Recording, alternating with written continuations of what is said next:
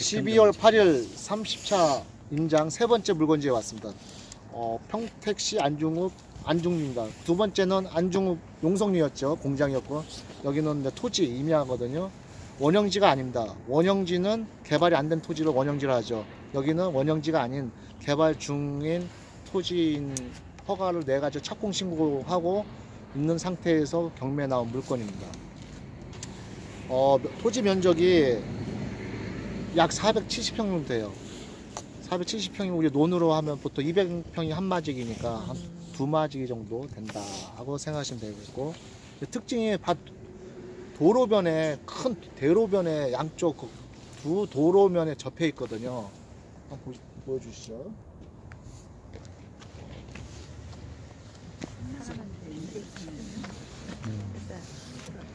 근데 여기에서 좀 특징 중에 또 하나가, 여기 그 현재 사건 경매 물건지 바로 왼쪽에 컨테이너 있는 데가 거기부터 경계거든요. 그 왼쪽에 있는 토지하고 여기 그 컨테이너는 있는데 오른쪽입니다.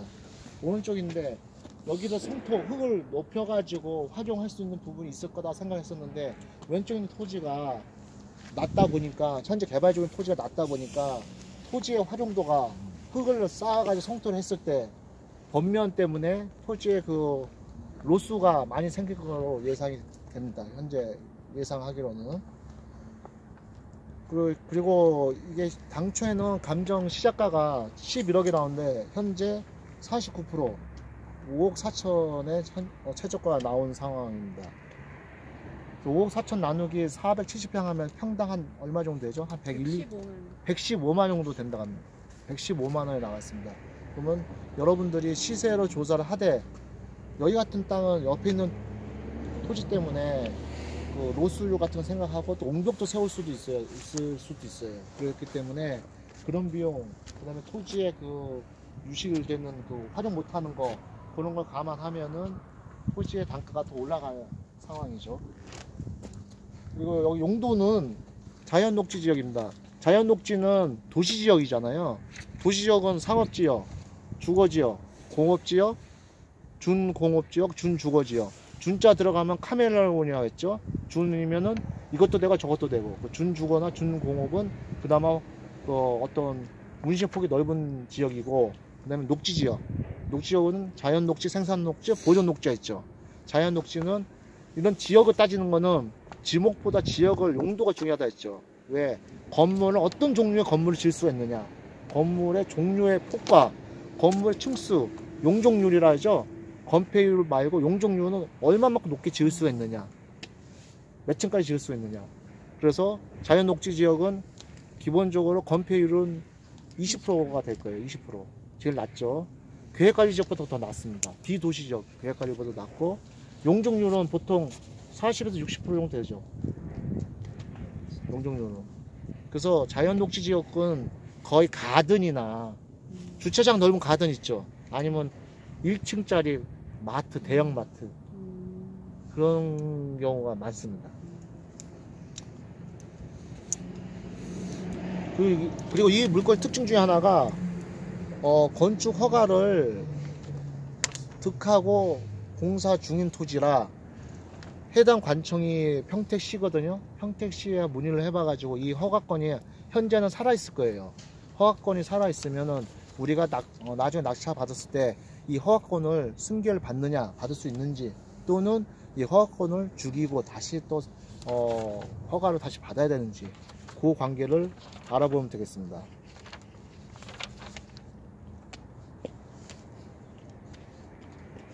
그리고 좀 특징 중에 하나가, 아까 처음에도 말씀드렸지만,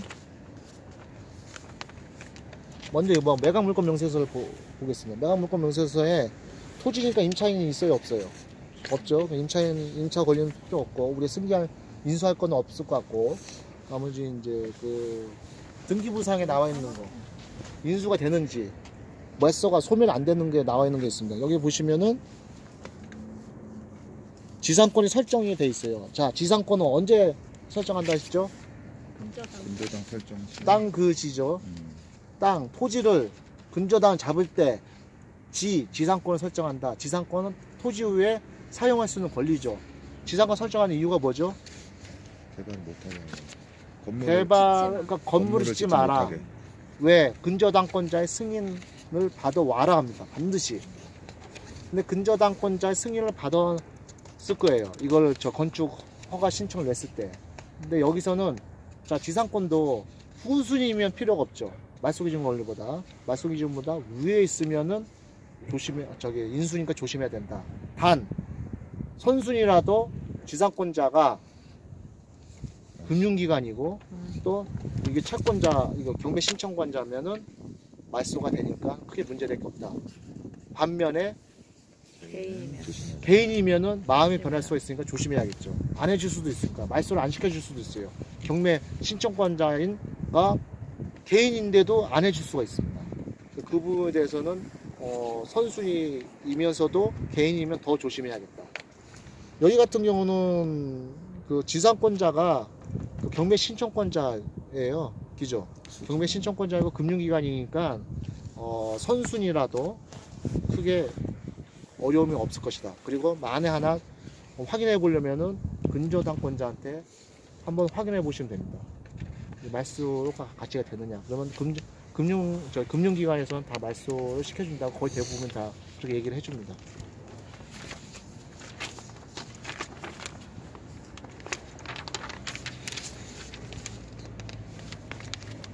그리고 여기 물건 특징 중에 하나가 아까 제가 말씀드린 것처럼 여기가 콘크리트가 기초 공사가 돼 있었어요. 돼 있었는데 현황을 와서 보니까 거기 콘크리트가 없어요. 그 콘크리트 자리가 풀이 나 있거든요. 자, 풀이 나 있기 때문에 걷어낸 겁니다. 이걸 어떻게 알 수가 있느냐? 요거는 2020년도 항공사진입니다. 2020년도 항공사진에는 콘크리트가 있었어요. 요게 보시면 2021년도 항공사진이거든요. 2021년도 항공사진에는 콘크리트가 없어요. 그리고 현재 와서 보니까 이 자체에도 콘크리트가 없습니다. 그래서 우리가 예상하기로는 이쪽 그 토지 소유주하고 이쪽하고 뭔가 분쟁이 있어가지고 그 전에 콘크리트를 같이 타설이 됐었는데 여기 보시면 같이 일체식으로 돼 있었죠. 요게 걷어냈거든요.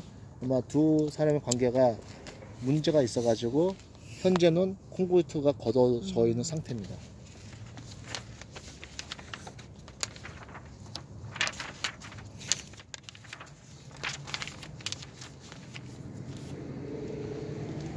좀 더 다시 한번 말씀드리면은 해당 토지에 그 대로가 앞에 뭐 중로 이상 정도 되는 도로가 하나 있고 또 새로 신설된 도로가 여기 하나가 있죠.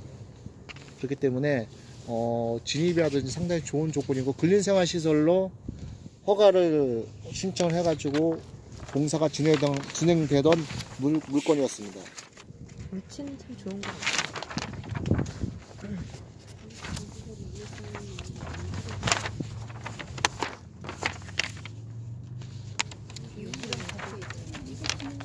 해당 그 경매 사건 물건지에 착공계입니다. 착공계를 제가 인터넷상으로 해서 받아봤거든요.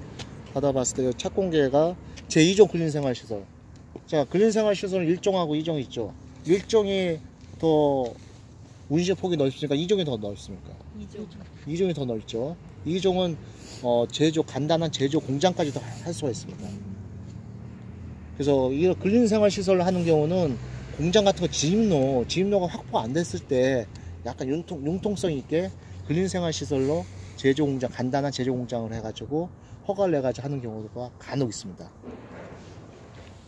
자, 이상으로 그 세 번째 임장을 대해서 설명드렸습니다. 혹시 질문 있으면 질문해 주시기 바랍니다. 꺼주실